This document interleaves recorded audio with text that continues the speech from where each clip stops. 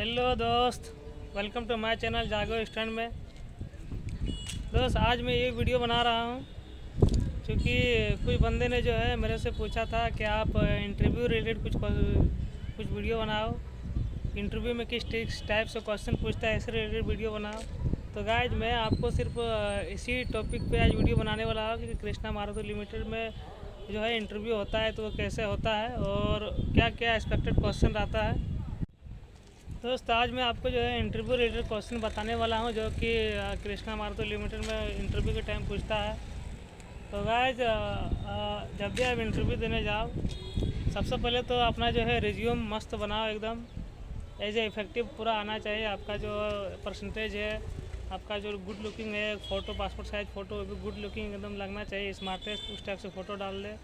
जो आपका हॉबीज़ है, जो भी है, आपका स्ट्रेंथ, आपका वीकनेस, वो सब मस्त एकदम एक रिज्यूम बना दो भाई। उसके बाद जो है जब आप इंटरव्यू देने जाते हो तो सबसे पहले आपका रिज्यूम एज ए आपका जो है आपका जो है शो ऑफ करने का एक मात्र तरीका है रिज्यूम। आप रिज्यूम सबसे पहले देते हो, रिज्यूम से ही आपको पता चलता है कि आपके अंदर क्या एबिलिटी है, आप क्या दिखा सकते हैं, आपके अंदर क्या एक्सपीरियंस है, आपका स्किल्स क्या क्या है, आपका कॉलेज टाइम में क्या प्रदर्शन रहा है, आपने कॉलेज में क्या अनुभव किया है। तो एक रिज्यूम में ही आपको जो है वो दिखाता है। तो एक सबसे पहले रिज्यूम मस्त बना ले, उसके बाद आप इंटरव्यू देने जाए। तो गाइस, इंटरव्यू में तो आपको जो है सबसे पहले एक रिज्यूम देना पड़ता है। रिज्यूम आप दे, उसके बाद सर जो है सबसे पहले आपको जो है आपका इंट्रोडक्शन पूछेगा। तो आपको सबसे पहले तो घबराना नहीं। इंटरव्यू में आप जो है अपना जो है एक मोटिवेटेड हो के जाओ, कॉन्फिडेंस हो के जाओ, ताकि इंटरव्यू में जो है घबराना नहीं।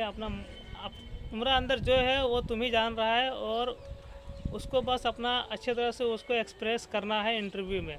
तो बस इंटरव्यू ऐसा ही होता है। तो आप जो है आप कॉन्फिडेंट होके जाए।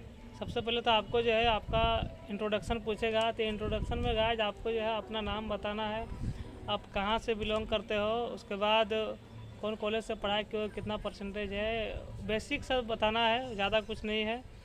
उसके बाद आपसे जो है आपका रिज्यूम देखा जाएगा। रिज्यूम में आपसे जो है और पूछा जाएगा आपको क्या आता है क्या नहीं आता है। तो आपको हो सकता है फेवरेट सब्जेक्ट पूछेगा, तो फेवरेट सब्जेक्ट आपको बताना है और उसी से रिलेटेड आपको जो है क्वेश्चन पूछा जाता है। तो क्वेश्चन जो है गाइस कुछ इस टाइप से रहता है। मैं आपको कुछ क्वेश्चन आपको बता रहा हूँ, ये सब क्वेश्चन पे आपको जो है वो ध्यान देना है। और आई थिंक इससे रिलेटेड कुछ ज़्यादा टफ क्वेश्चन नहीं होता है।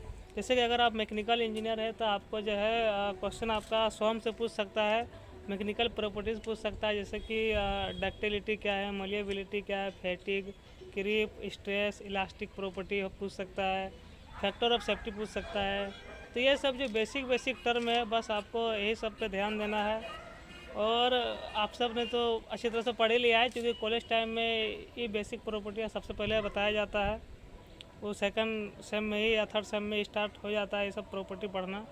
और आपको जो है चूँकि ऑटोमोबाइल सेक्टर है तो आपको आईसी इंजन से भी पूछ सकता है, इंटरनल कंबशन इंजन, जो कि एक सब्जेक्ट रहता है। तो हो सकता है आईसी इंजन पूछ सकता है, आईसी इंजन क्या होता है, कैसे ये वर्क करता है। उसके बाद एक्सटर्नल आईसी इंजन है तो एक्सटर्नल कंबशन इंजन भी होता है, तो दोनों में डिफरेंस पूछ सकता है कि दोनों का वर्किंग डिफरेंस क्या है, ये पूछ सकता है। फिर अगर आईसी इंजन में आपको पेट्रोल इंजन, डीजल इंजन के बारे में पूछ सकता है। आपको 2 स्ट्रोक 4 स्ट्रोक इंजन कैसे वर्क करता है, उसका जो पोर्ट्स है, कब इन कब आउट होता है, बस आपको जो है एक देख लेना है। कॉलेज में जो पढ़ाया जाता है बस उसी का आपको जो है एक विजुअली देख लेना है और समझ लेना है। ज़्यादा टफ क्वेश्चन नहीं पूछेगा, बस जो भी जवाब देना है उसको कॉन्फिडेंट देना है। आता है तो भी जवाब दे, नहीं आता है तो कॉन्फिडेंटली बोल दे कि मेरे को ये नहीं आता है, बट डेफिनेटली मैं इसको जाके देखूंगा, इसको पढ़ूंगा। इस टाइप से आपको जवाब देना है। ऐसा नहीं कि आप घबरा जाए, नहीं, बात को घुमाना नहीं है, क्वेश्चन को घुमाना नहीं है, आंसर को घुमाना नहीं है। जो आता है आपको वही जवाब देना है। और गाइस, आप थर्मोडायनेमिक्स से भी आपको क्वेश्चन पूछ सकता है, जैसे कि थर्मोडायनेमिक्स लॉ, जो कि 0th लॉ, फर्स्ट लॉ होता है, सेकंड लॉ होता है, ये सब कुछ थर्मोडायनेमिक्स प्रॉपर्टी भी पूछ सकता है। इंटेंसिव प्रॉपर्टी, एक्सटेंसिव प्रॉपर्टी, ऐसा जो कि पूछता नहीं है, क्योंकि थर्मोडायनेमिक्स एक केमिकल वाला पोर्शन में चल जाता है एक, बट पूछ सकता है, क्योंकि थर्मोडायनेमिक्स का भी रोल इंडस्ट्री में बहुत रहता है। डिपेंड करता है कि आप कौन से इंडस्ट्री, कौन सा कंपनी में इंटरव्यू देने जा रहे हो। तो उसी टाइप से वहाँ पे क्वेश्चन अराइज होता है और उसी टाइप से पूछा जाता है। बट आपको बेसिक सब्जेक्ट का बेसिक जो है वो थोड़ा मोड़ा पढ़ के जाना है। हाँ, क्योंकि वहाँ पे कृष्णा मारुति लिमिटेड में वेल्डिंग डिपार्टमेंट भी है, तो आपको रोबोटिक जो वहाँ पे रोबोट वेल्डिंग होता है, तो आपको वेल्डिंग से भी रिलेटेड क्वेश्चन पूछ सकता है कि वेल्डिंग क्या होता है। और ये भी पूछ सकता है कितने टाइप का वेल्डिंग है। उसके बाद जॉइंट जो है कितना तरह का होता है, जैसे कि lap joint, butt joint, overlap joint, इस तरफ का जॉइंट है, तो आपको जॉइंट से रिलेटेड भी क्वेश्चन पूछ सकता है। तो गाइस बेसिक जो है वो आपको पढ़ना है। और मैं टॉपिक आपको बता दूं तो टॉपिक जनरली यही सब टॉपिक होता है। बस आपको जो है वो कॉन्फिडेंस देखा जाता है कि बंदा कितना कॉन्फिडेंटली जवाब दे रहा है। और सबसे अहम बात जो है इंडस्ट्री में सबसे इम्पोर्टेंट, अगर कहीं भी इंटरव्यू देने जा रहे हो तो सबसे इम्पोर्टेंट इंडस्ट्री में जो है 5S को माना जाता है। 5S जो कि 5S एक जापानीज़ टर्म है, जो कि किसी भी कंपनी के ऑर्गेनाइजेशन को मैनेजमेंट करने में इसका हेल्प करता है। तो 5S मस्ट आपसे पूछ सकता है दोस्त। तो 5S के बारे में मैं आपको बता दे रहा हूँ बेसिक सा कि 5S है क्या। 5S में गाइस जो है वो 5S से मिल के 5S बना है, जो कि शॉर्ट आता है, सेटिन ऑर्डर आता है, साइन आता है, स्टैंडर्डाइजेशन होता है और सस्टेन आता है। तो शॉर्ट आपको पूछ सकता है 5S, इसलिए मैं 5S आपको, चूँकि ये टेक्निकल टर्म है, इंडस्ट्री में बहुत यूज होता है, इसलिए मैं आपको बेसिक थोड़ा सा एक हिंट दे रहा, थोड़ा सा बता रहा हूँ, तो आप इसको ध्यान से पढ़ लें। 5S जो है शॉर्ट आता है। शॉर्ट पूछेगा शॉर्ट क्या है, तो आप शॉर्ट का मतलब ये बता सकते हैं कि कोई भी वांटेड या अनवांटेड चीज़ है उसको अलग करना है, यानी कि जो आपको ज़रूरत है और जो ज़रूरत की चीज़ नहीं है उसको आपको अलग करना है। सीधी सी बात है, क्योंकि जो आपने अपने स्टडी टेबल होगा, स्टडी टेबल में हम लोग का जो है बहुत सारा पुराने किताब रहता है, पुराने कॉपी रहते हैं। अभी जो रिसेंटली आप पढ़ रहे हो उसका भी अलग से कॉपी किताब होगा। तो हम लोग क्या करते हैं, सबको अलग अलग कर देते हैं, यानी कि जो हमको अभी चाहिए हम उसी को रखेंगे, जो अभी नहीं चाहिए उसको हम अलग कर देंगे। उसमें भी बहुत सारा जो काम का चीज़ नहीं है उसको हम हटा देंगे, उसको रखना ही नहीं है। तो ये शॉर्ट होता है। 5S का पहला है शॉर्ट होता है। और दूसरा होता है सेटिन ऑर्डर।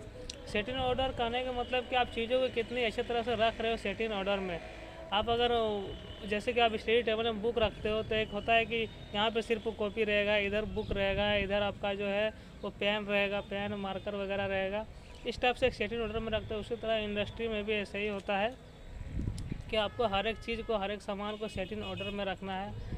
जैसे कि टॉर्किंग टूल होता है इंडस्ट्री में, टॉर्किंग गेज होता है, एलन की होता है, ये सब आपको कंपनी में देखने को मिलेगा। ये सब आपको जो है एक जगह निर्धारित किया जाता है और उसी जगह पे आपको रखना होता है, ताकि सर्चिंग टाइम इसमें क्या है, कोई अगर किसी और बंदा को चाहिए वो चीज़ तो उसका सर्चिंग टाइम वो घट जाता है, क्योंकि उसको पता होगा कि ये चीज़ वहाँ पर रहता है। इसलिए हर एक चीज़ को एक सेटिंग ऑर्डर में रखना है। तीसरा होता है साइन। साइन गाइस होता है कि आप, साइन मतलब क्लीन, सीधी सी बात है क्लीन। आप अपने वर्क प्लेस को, अपने घर को, अपने एरिया को कितना क्लीन रखते हो, कितना साफ़ सफाई रखते हो। और इसका अगर मैं बताऊँ मतलब मीनिंग, तो क्लीनिंग विथ मीनिंग, जैसे कि आप अपना मशीन को जहाँ पे काम कर रहे हैं, या फिर आप अपना घर पे जो गाड़ी भी है उसको भी आप कितना क्लीन रखते हैं। चूँकि एक एग्जांपल मैं दूँ, छोटा सा एग्जांपल देता हूँ।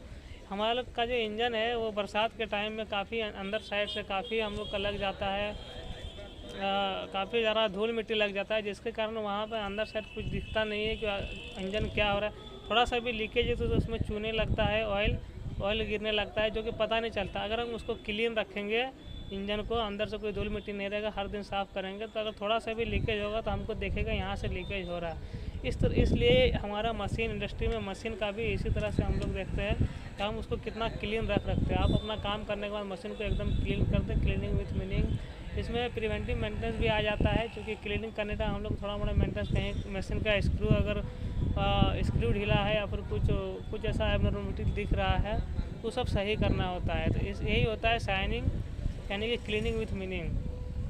एंड फोर्थ होता है दोस्त स्टैंडर्डाइजेशन, मतलब एक स्टैंडर्डाइजेशन करना, स्टैंडर्डाइज रखना है।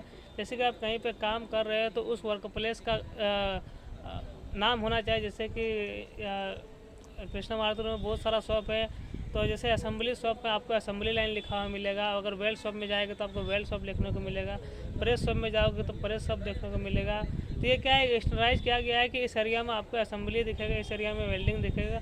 इसी तरह आप स्टैंडर्डाइज करने का मतलब कि आप एक स्टैंडर्डाइज कर देते हैं। अगर कोई आप पैकिंग भी करते हैं, क्योंकि वहाँ पे बहुत सारा पैकिंग होता है, वो बहुत सारा जो है वो मटेरियल रखा जाता है, तो एक स्टैंडर्डाइज रखना पड़ता है। जैसे कि आप किसी भी एक बीन लेते हैं, बीन में अगर आप 100 पार्ट रखना है, 100 पार्ट, तो उसको 100 ही रखना है। उसको ज़्यादा रखेंगे तो वो ओवरफ्लो हो जाएगा, गिर सकता है। तो एक स्टैंडर्ड मेंटेन करना है, ये हो गया स्टैंडर्ड। मैं बस आपको बेसिक बता रहा हूँ, आप इसको और थोड़ा क्लैरिफिकेशन पढ़ सकते हैं, और इतना भी से आपको काम चल जाएगा। और फिफ्थ होता है गाइस आपका सस्टेन यानी कि डिसिप्लिन। आप कोई भी वर्क को, कोई भी जो आपको करने को बोला है, या फिर आप इसको कितना इफ़ेक्टिव कर रहे हैं, कितना डिसिप्लिन से कर रहे हैं, तो ये आपका जो है वो फोर्थ एस आप कितना अच्छा से कर रहे हैं, वही आपका फिफ्थ एस दर्शाता है। तो ये एक डिसिप्लिन की तरह हो गया है। तो गाइस ये सब चीज़ जो है आपको पूछा जाता है। और एक मैं इम्पोर्टेंट बता रहा हूँ, काइजन हो सकता है आपसे पूछेगा, तो आपको काइजन क्या है? समथिंग इम्प्रूवमेंट, मतलब इम्प्रूवमेंट करने का मतलब कि हम ऐसा कुछ इम्प्रूवमेंट करेंगे, ऐसा कुछ काइजन करेंगे। जैसे मेरा कंपनी में साइकिल टाइम होता है, उसको हम रिड्यूस कर सकते हैं। कुछ मेरा अगर कॉस्ट रिड्यूस कर सकते हैं इम्प्लीमेंट करके, तो वो होता है। इन सब चीज़ों को देखा जाता है। तो इंटरव्यू में अगर आपसे पूछेगा तो आप पहले ही बता देना इंट्रोडक्शन के टाइम, उसके बाद बता देना कि आपको क्या क्या आता है। तो आप बता देना मेरे को फाइबर्स आता है, काइजन आता है, एक आता है पोका का मतलब हम बस सीधा सा जो उसका मीनिंग वही मैं बता दे रहा हूँ। पोका का मतलब होता है कि गलती से भी गलती ना हो। किसी भी हम लोग को पोका का सिस्टम लगाया जाता है, तो उसमें यही मीनिंग होता है कि गलती से भी गलती ना हो। ये सब देखने को मिलता है। तो ये 3 चीज़ आप पहले से बता देना मेरे को ये आता है, ताकि उसमें क्या एक पॉजिटिव आपका इमेज जाएगा कि बंदा को पढ़ के आया है, इसको आता है। तो गाइस थैंक यू। आप जिस जो टॉपिक मैंने बताया है, आप उसको जो है ध्यान दें और उस पर अपना काम करें। उसको आप थोड़ा रिव्यू कर ले, थोड़ा सा आप रिवाइज़ कर ले, और इससे रिलेटेड ही पूछा जाएगा, इससे ज़्यादा आपको नहीं पूछा जाएगा। तो आप थोड़ा सा इस पर फोकस कर ले। And thank you so much, all the best, keep learning, thank you.